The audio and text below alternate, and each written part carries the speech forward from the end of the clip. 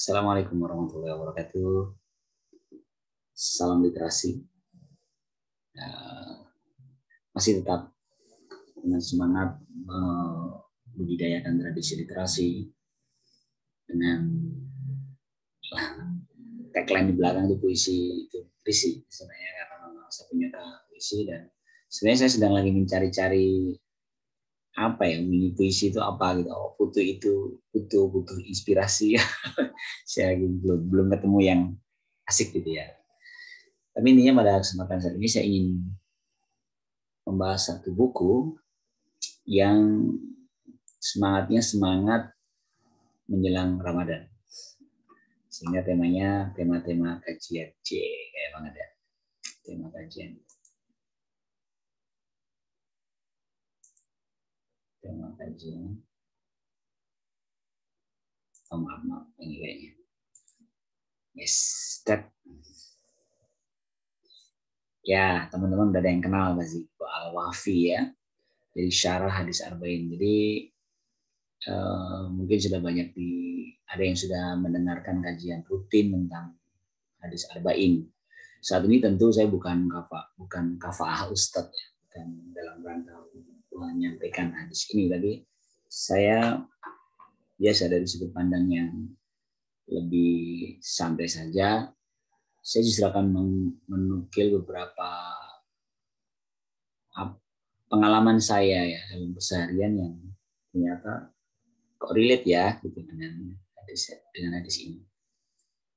Hadis yang ke-9 dalam hadis arba'in di bukunya, ini buku Al-Wafi. Silakan kalau teman-teman ada yang penyuka koleksi buku, ini buku yang sangat layak dimiliki.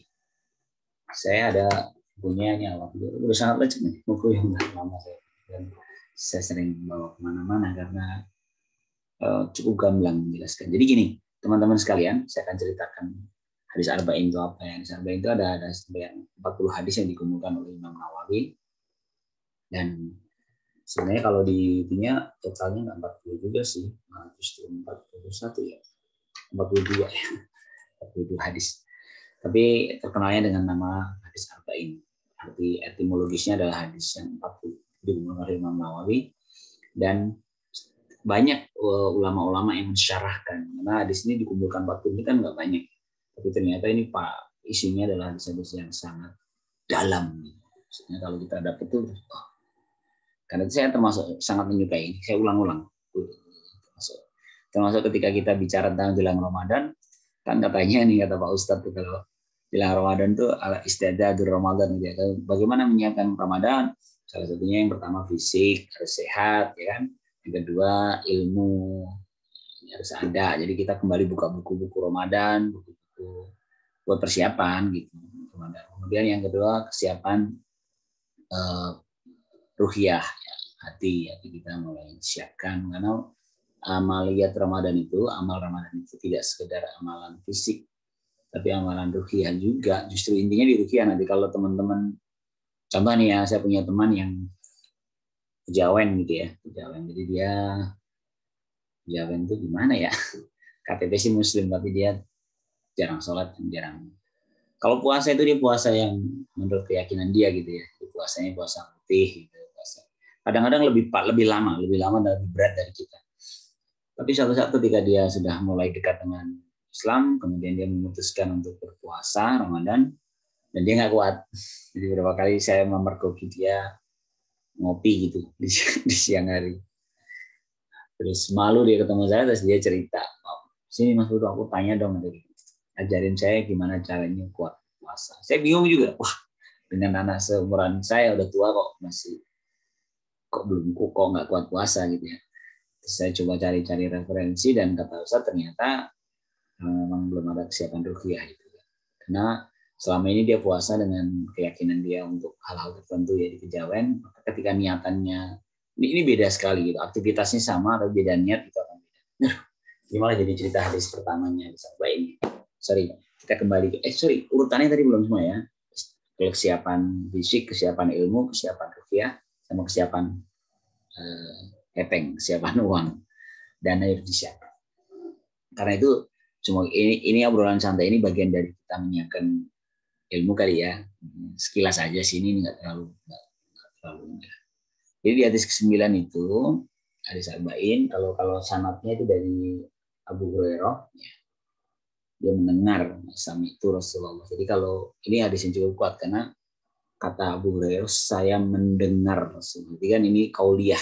Jadi benar-benar dia mendengar kata Rasulullah. Ini termasuk secara ini menjadi menguatkan hadis itu karena dikatakan, bukan hanya sekedar dia mendengar bahwa Rasul mengatakan. Itu kalimat Rasulnya, apa yang kularang untuk kalian maka tinggalkanlah, dan apa yang kuperintahkan kepada kalian maka laksanakan sesuai dengan kemampuan kalian. Sorry. Ini ada lanjutannya ya, saya belum tuliskan di slide, mohon maaf. Fa inna ma ahlakal ladina, dan sesungguhnya yang membinasakan orang-orang sebelum kalian itu karena banyak pertanyaan dan perselisihan kepada nabi mereka. Jadi ini babnya adalah bab memilih yang mudah, meninggalkan yang susah. Jadi lihat Pak Ano ya, kalau lihat kalimatnya ini, jadi perintah larangan itu tinggalkan, kalau larangan ditinggalkan. Tapi ketika bicara perintah, ternyata laksanakan sesuai kemampuan kalian. Jadi ada beda perlakuan. Tinggalkan. Kalau yang perintah sesuai kemampuan. Ini sebenarnya menarik sekali kalau di buku Al-Wafi ini dijelaskan panjang lebar sih. Ya. Tapi saya tidak akan ke sana karena itu wilayah Ustaz-Ustaz. Semoga setelah ini teman-teman pada dengar terus mau nyari bukunya atau dengerin kajian yang beneran gitu. Kalau saya nggak beneran, ini hanya ngobrol aja. Saya justru malah kepikiran gini, teman-teman. Jadi sebenarnya perintah itu ada ketika ada perintah itu ada kemampuan. Ya, kebayang ya maksudnya arahnya kemana. Jadi ternyata perintah itu memang kalau bahasa ini itu kebenaran itu tuh posisinya itu fitrah gitu. Kita itu memang